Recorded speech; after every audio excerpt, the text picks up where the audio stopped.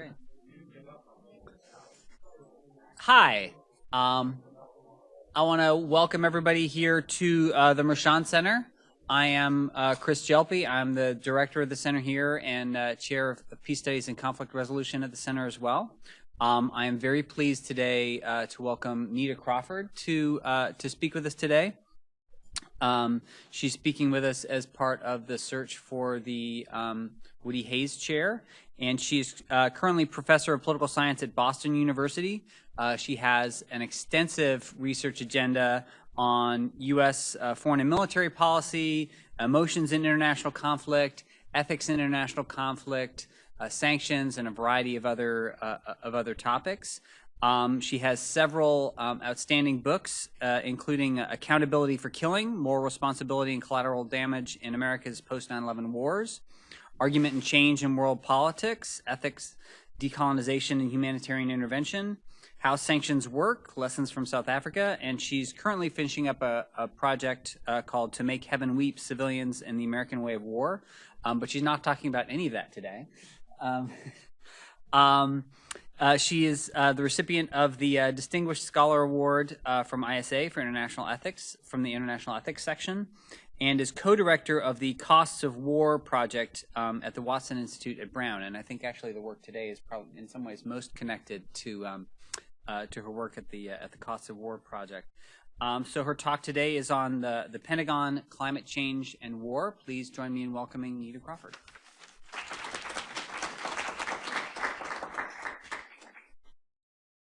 You guys are so far away. And I've got my reading glasses on because I had a sinus infection for so long, it hurts to wear the other ones. Okay, so thank you for inviting me, and I look forward to the conversation that we'll have later today, either individually or just during this talk.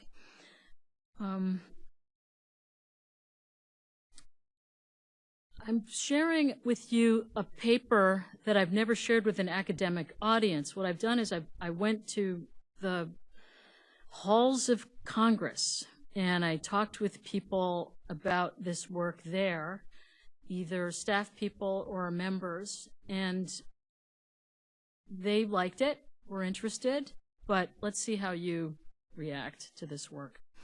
Okay, so I'll begin with the big picture. All great powers have a vision and a grand strategy.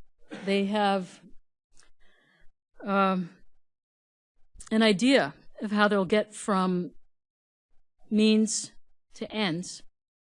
And that's, in fact, how they became a great power. They had a great power strategy.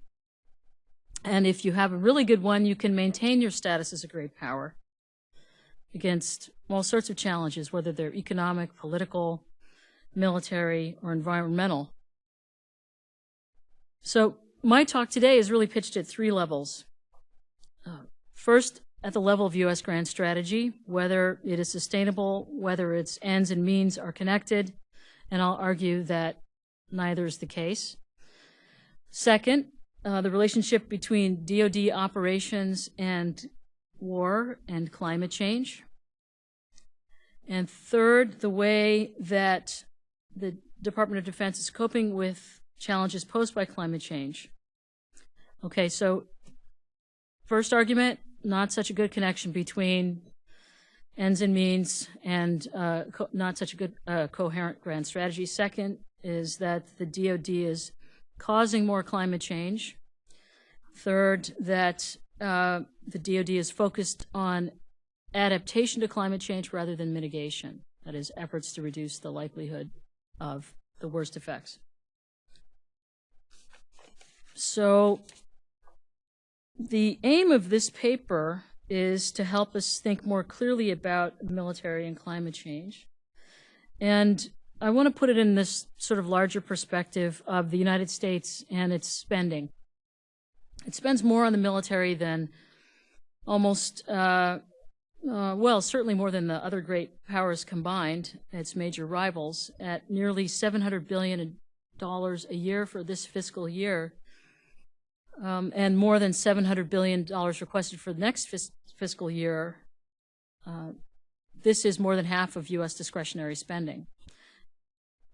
So the armed forces are about 2 million people. We have 11 nuclear aircraft carriers that are operational at the moment, and the most advanced military aircraft in the world. The U.S. is more than capable of projecting power anywhere, and with Space Command, not just anywhere on the ground, but from outer space. Further, the U.S. has been continuously at war since late 2001. U.S. Special Operations Forces are in between 70 and 80, or 80 to 90, we don't exactly know, countries in special operations, counterterror operations. So I've previously estimated, as part of the Cost of War project, that the U.S. has spent about $5.9 or nearly $6 trillion on war and war-caused or war-obligated spending. And I'm not going to talk about that today. These are familiar statistics to many people.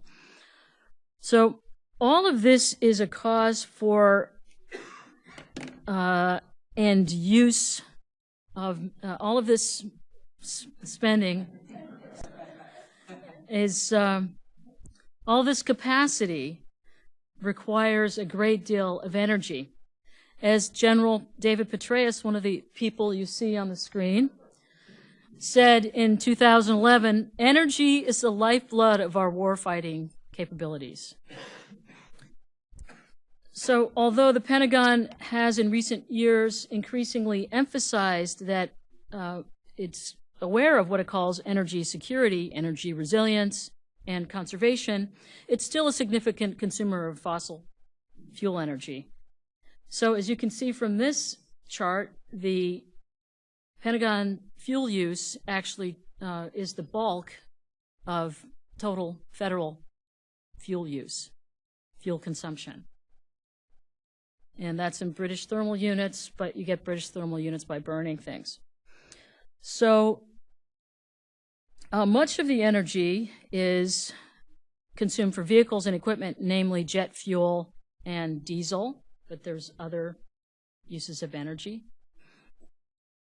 Another way to think about this is how the Pentagon itself categorizes energy use. They categorize their energy consumption in two baskets. Energy consumption for installations, which is about 30% of all the Pentagon energy used, and this is a depiction of energy consumption for installations over a 10-year period by service. Right.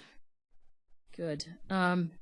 Then another category, the other category, which is 70% or so of energy consumption, is for operations.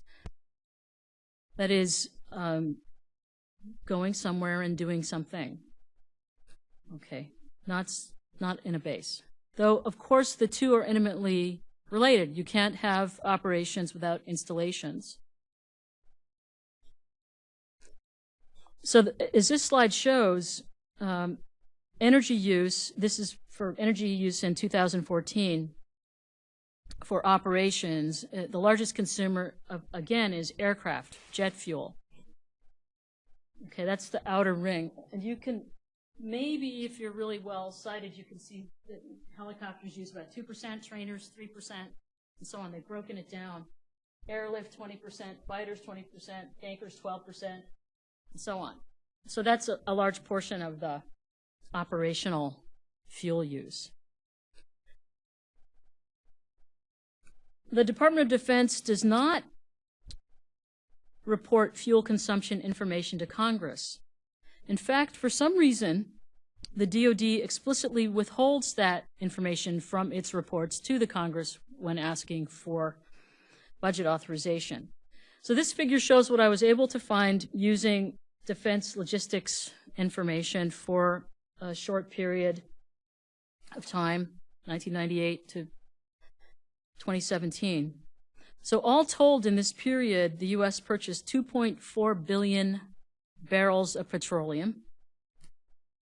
And since the 9/11 attacks, the U.S. purchases have averaged about 120 million barrels of all types of fuel per year.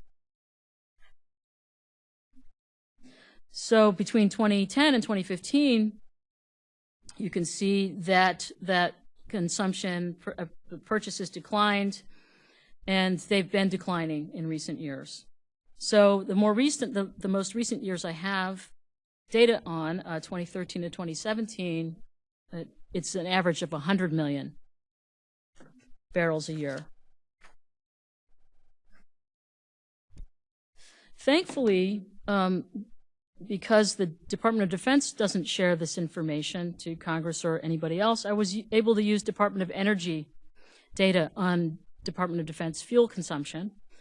And using that data, I was able to calculate U.S. military greenhouse gas emissions. And I'm really excited about this calculation. As far as I know, no one's done it. I'm, just yay.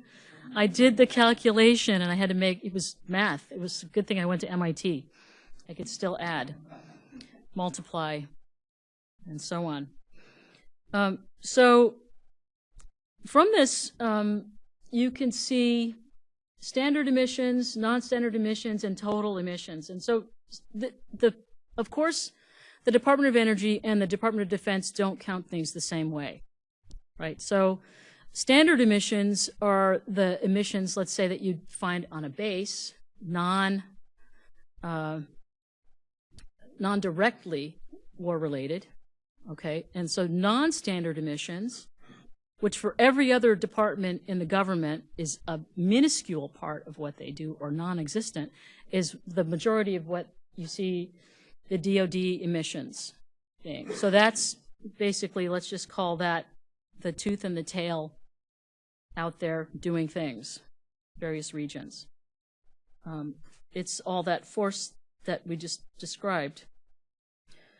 So in any one year, the Pentagon's emissions are greater than many smaller countries' total greenhouse gas emissions.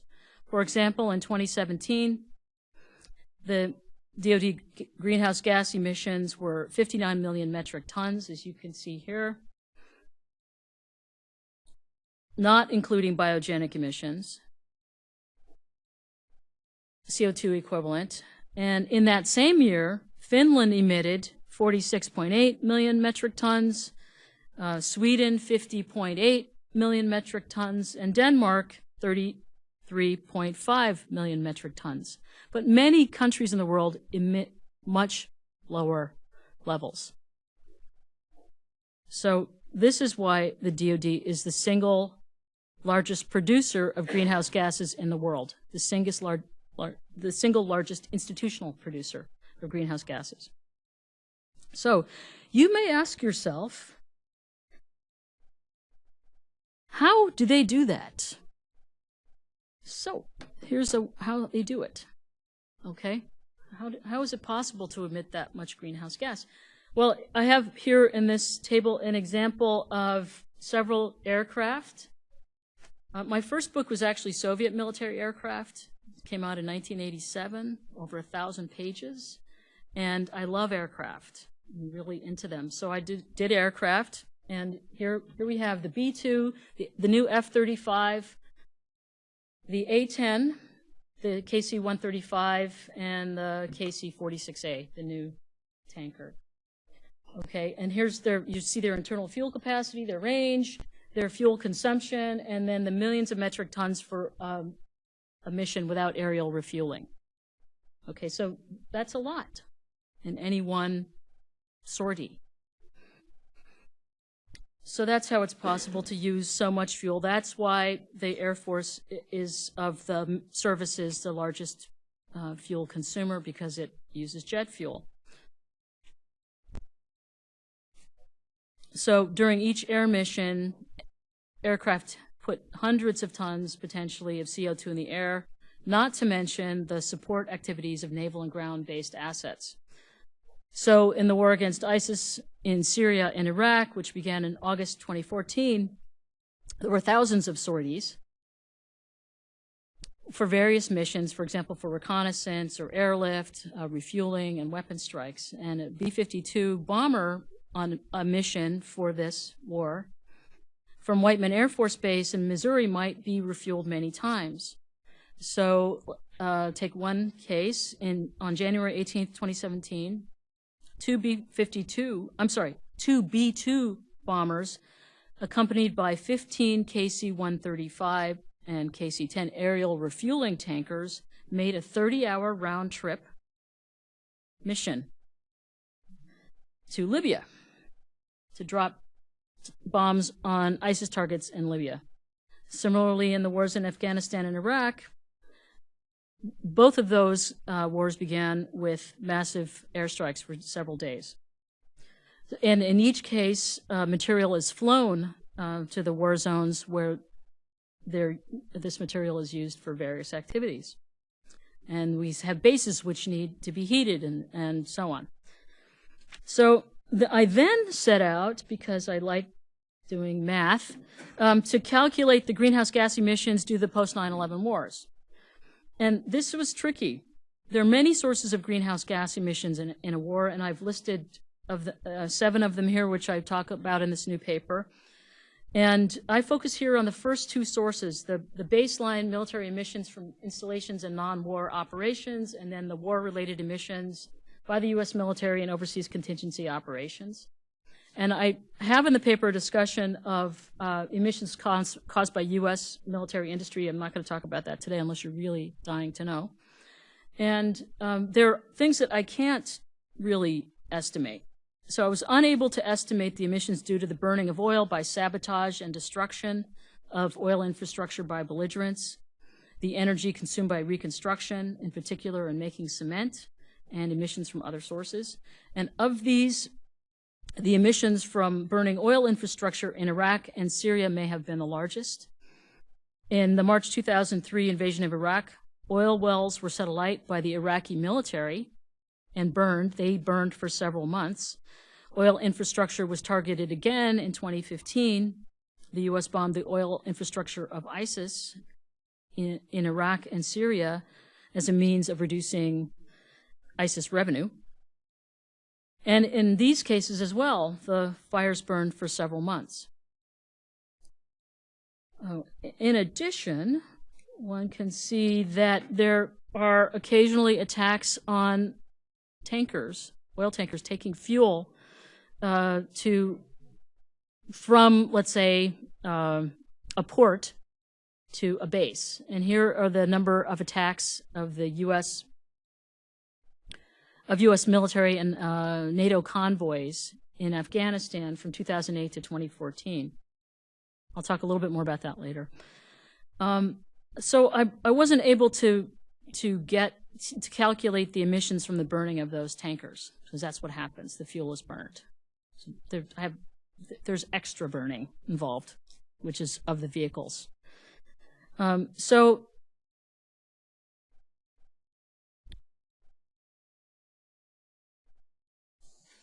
I can't do those. And I can't do the calculations for the 60 countries that joined the U.S. in their war in Afghanistan, or the 37 that fought with the U.S. in the Iraq war, or were allied with the U.S. in the war against ISIS. So here's my best estimate of greenhouse gas emissions from 2001 to 2017 through the public sources, the Department of Energy. Okay, and there are various ways to estimate this. I'm not going to get into the calculations unless you're dying to know. But there are ways to do this wrong, and this is a table of the chart you just saw. So one could base estimates on the proportion of total greenhouse gas emissions that should be attributed to the war, that is, as a proportion of the total military budget spent on overseas contingency operations, but that estimate would be too low. The DoD OCO budget accounted for 17% of the total budget. So I showed you the total budget earlier. The OCO, the red part of that total budget, is for the major war zones. So I could say, okay, that's how to get that estimate. That would be too low. I could make a high estimate that would be too high for various reasons. So a better way to estimate U.S. greenhouse gas emissions due to war would be to focus on non-standard fuel use and use that to estimate total greenhouse gas emissions for the overseas contingency operations. So between 2010 and 2017, for example, the Department of Energy attributed 65.9% of all DoD emissions to non-standard operations. That is the war stuff. Okay, that's how I get my estimate. So total, I estimate of those emissions, 766 million metric tons of CO2 equivalent are for non-standard emissions that are out of the total. And then there's total OCO-related emissions. And then I get the number here that you can see. So my total is 424 million metric tons. All this may mean nothing to you. Just realize more emissions than a country. Think big. So all of this might be acceptable in terms of grand strategy if it made the U.S. more secure. So there are three security concerns here that overlap.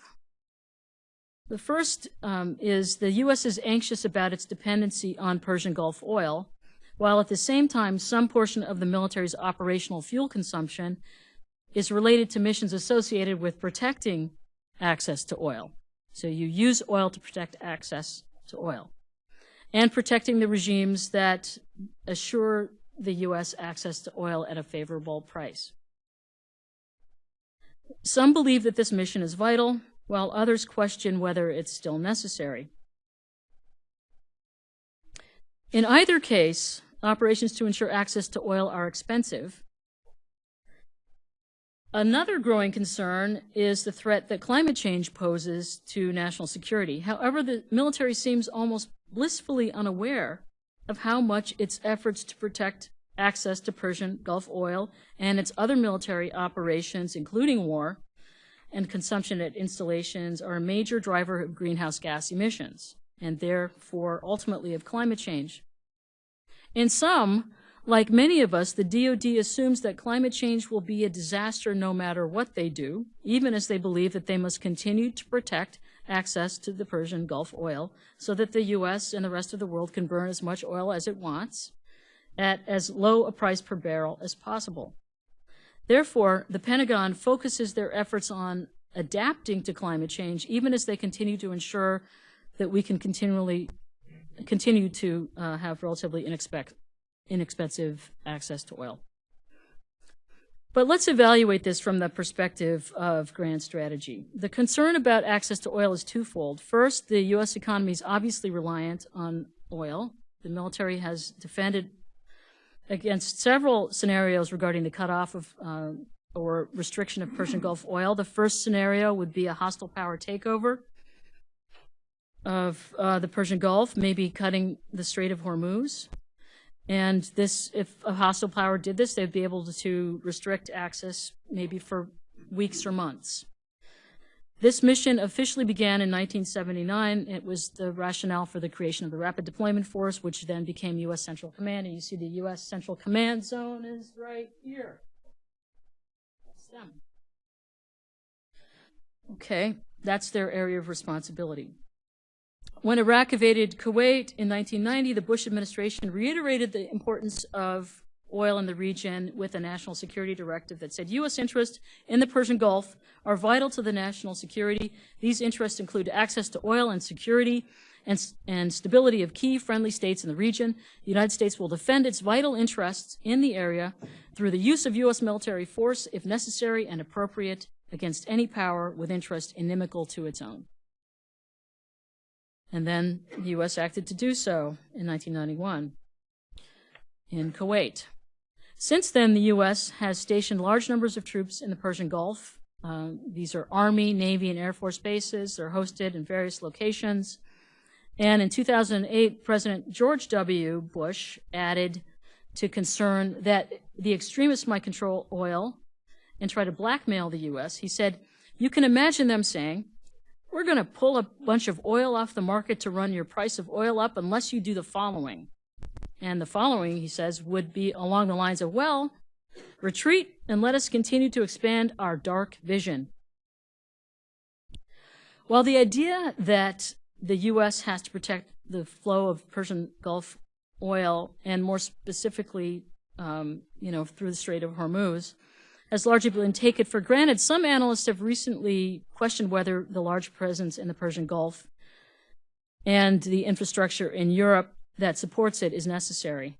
So their argument is that the U.S. is less dependent on this oil than in the past, that price shocks will not necessarily be as severe as in the past if oil flows were disrupted, and that even if a single country controlled supplies, they would still want to sell the oil, right? The exception, of course, to the latter point is that some countries do burn the oil, as Iraq did following their retreat from Kuwait. If we can't have it, you can't have it. So in any case, the argument goes that even if the U.S. were completely absent from the Gulf, the U.S. could return to the Gulf and restore the oil flow as necessary. So the economists have done some analysis of the consequences of an oil shock. It turns out, of this sort, it turns out we're much less vulnerable in the past, and that's because of the diversification of sources of oil, that are in this hemisphere, Canada, the U.S., and so on, and because of the rapid increase in alternative energy, so solar, wind, hydropower. So another kind of concern, though, that the military has about climate change is they tend to think about how climate change will affect their operations at their 500 installations. And here we have an image of their concerns about these installations in the United States. So these are places where they're concerned that there'll be multiple climate-related vulnerabilities. And they're also concerned that climate change will pose international security dangers. In its 2015 national security strategy, for example, the Obama administration said climate change is an urgent and growing threat to our national security, contributing to increased natural disasters, refugee flows, and conflicts over basic resources like food and water. The present-day effects of climate change are being felt from the Arctic to the Midwest. Increased sea levels and storm surges threaten coastal regions, infrastructure, and property. In turn, the national security strategy said the global economy suffers, compounding the growing cost of preparing and restoring infrastructure. And restoring infrastructure. That's a problem. Okay, third problem from the national security perspectives is that climate change will cause the U.S. military to have to do things it wouldn't otherwise want to be doing, like rescuing people, sending airlift and sea lift to do that. So installations are at risk, operations are distracted from the core mission, or it might become the core mission sort of de facto, and this is a budgetary pressure as well. So the response to these concerns has been to, as I said, urge military preparedness. And then there's the operational concern, additional operational concern that there'll be high rates of fuel use and causing increased vulnerability, and there may be increased conflict. This is the thing that the Pentagon and various war colleges have been thinking about since before most of us were thinking about climate change. That is the 1980s, 1990s, 2000s. They've been working on this issue, as has been the CIA. So here, the concern is that conflict will be caused by, let's say, famine, conflict over fresh water, massive migration flows, people not wanting those migration flows, and so on. So you can see it's a perfect storm of negative effects. And so we see several kinds of responses. Planning for contingencies, which are various. We see preparations, which are meant to decrease the U.S. dependency on fuel, and you see preparations meant to mitigate the effects, let's say, of the sea level rise, which will inundate Norfolk Naval Base and many other bases. So the Pentagon has then moved to reduce its fuel consumption because of the operational concerns, but not because of climate change. And that's not why they're doing it. Let's see.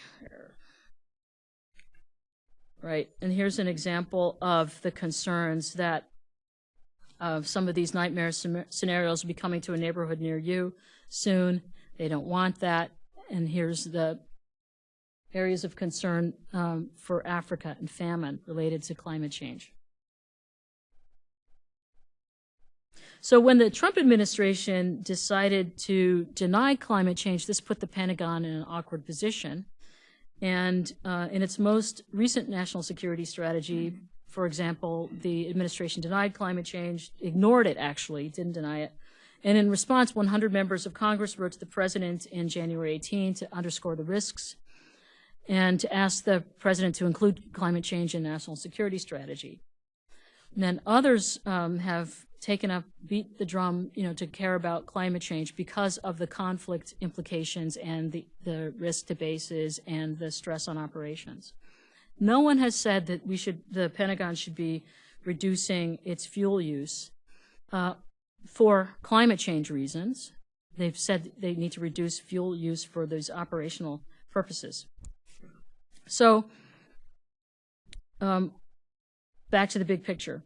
Even as the U.S. says it will scale back the size of its military presence in Afghanistan, Iraq, and Syria, the U.S. has begun massive buildups of its military capabilities, its capacities, and the base budget is much larger than it has ever been since the end of the Cold War. So the U.S. continues, in addition, to be on track to continue policing the Persian Gulf, even as it turns to what it perceives to be the emerging threats in China and Russia, and increasing their military presence in Africa. So here's some choices. If the U.S. were to decrease its dependence on oil, the U.S. could reduce the political and fuel resources it uses to defend access to that oil.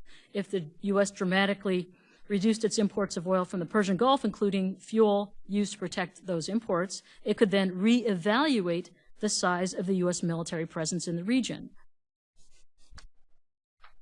Perhaps close some bases. So reductions in military fuel use would be beneficial in 4 ways. First, the U.S. would reduce its greenhouse gas emissions, let's name it. Second, by the Pentagon reducing the use of greenhouse gas emitting fuels, the associated climate change threats to national security would be reduced. The Pentagon could play a major role in reducing the worst effects of climate change rather than cleaning up after those effects have occurred. Third, the U.S. would reap political and security benefits, including reduced dependence on troops in the field on oil and decreasing dependence on oil and those who provide it. Finally, as a consequence of spending less money on fuel and operations to provide secure access to petroleum, the U.S. could, in the long run, decrease U.S. military spending and reorient its economy to more economically productive activities. So in sum, the U.S. military is preparing for threats of attack from human adversaries that are much less likely than the certain prospect of harm due to climate change. The threats of terrorism, Russian, Iranian, Chinese, or Korean aggression are all real. But terrorists and these countries are not certain to attack the U.S. Arms control, diplomacy, deterrence, and other activity, economic change, person-to-person diplomacy, can diminish the capacity of states and non-state actors to threaten U.S. security interests and the interest of its allies. So global warming is the most certain and immediate of any of the threats the United States faces over the next several decades.